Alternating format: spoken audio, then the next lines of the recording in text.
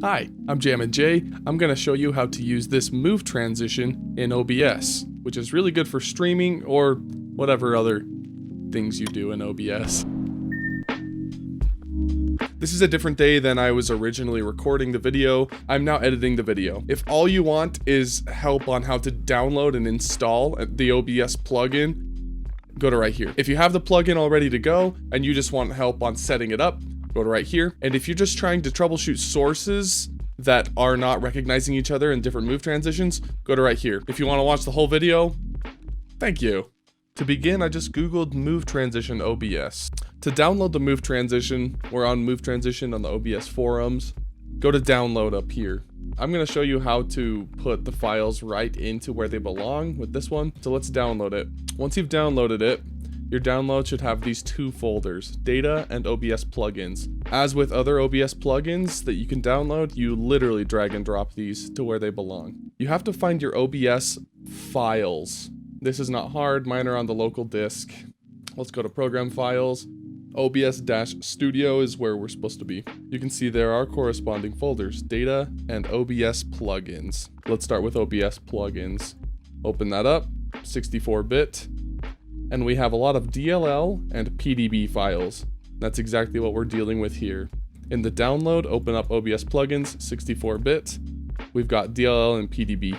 Literally, just drag them into here. Okay, step 2, let's go back to data.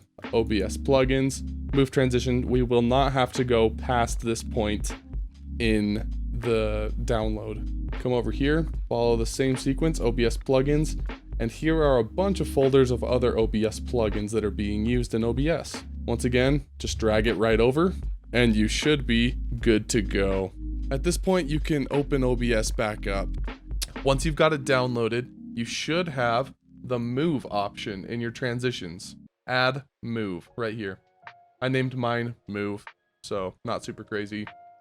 If you don't have this scene transitions option, go to view, docs, add scene transitions.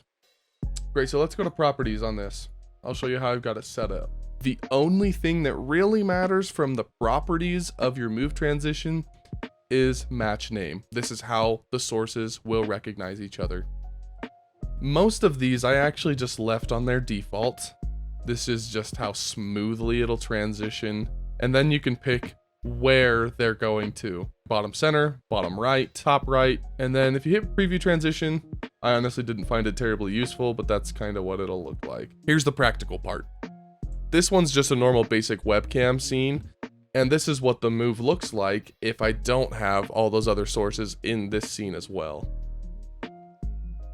See, it looks okay, it looks good, but they're all coming from or to one spot.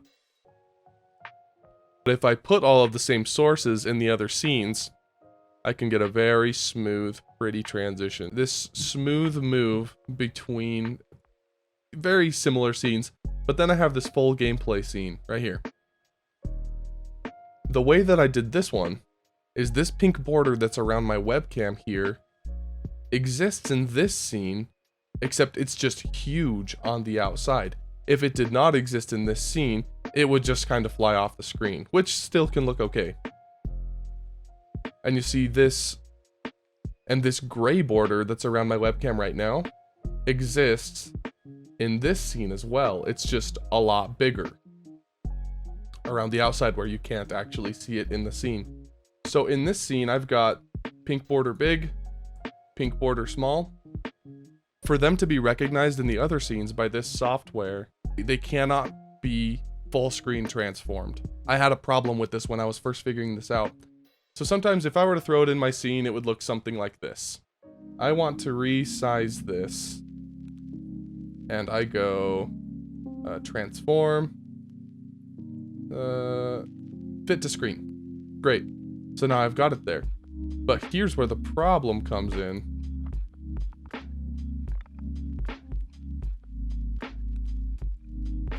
Whoa, what just happened? This case of Stardew, it's the exact same source, but on this scene, it is not transformed to be full screen.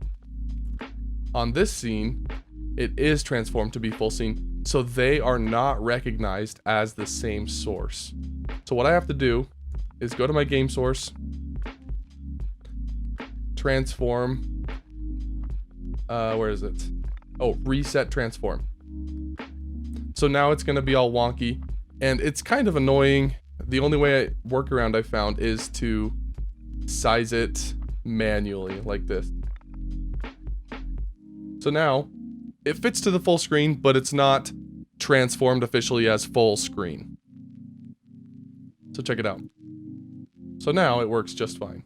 Make sure that all of your sources in each scene are transformed consistently, whether it's full screen or not.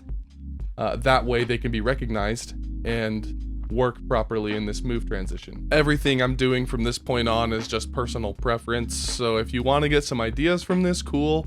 If you want to bounce, thank you.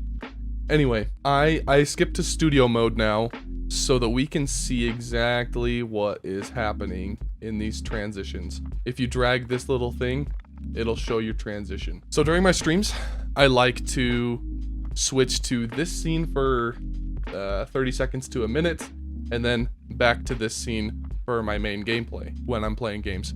Because here I've got my restream so people on different platforms can see what they're saying or communicate. I also am just reminding people that I do have subs, follows, and like goals as I restream to different platforms. But as I drag this guy, I can see slowly exactly what happens in the transition. Look at the border around me. It does exist in this next scene.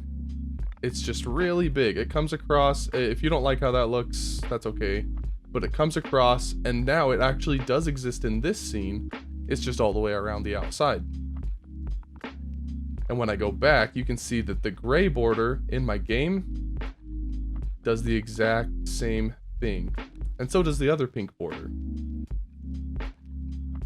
And all the rest of the things, the subs, follows, and like goals, they just disappeared out to the side. If I were to transition to this scene with just me, pretty much the whole scene would just kind of yeet itself off to the side, which isn't a bad thing. It doesn't look bad. One thing that's important to note is I do have a consistent background as a source through all of these, so that it just looks a lot smoother. That background does exist in both scenes. If that was helpful, like the video, subscribe, or do whatever. I am streaming on Twitch, YouTube, and Facebook 3 times a week. Tuesday, Thursday, Saturday. Also, I'm responsive on Twitter, so I'd love to make new friends in all sorts of places.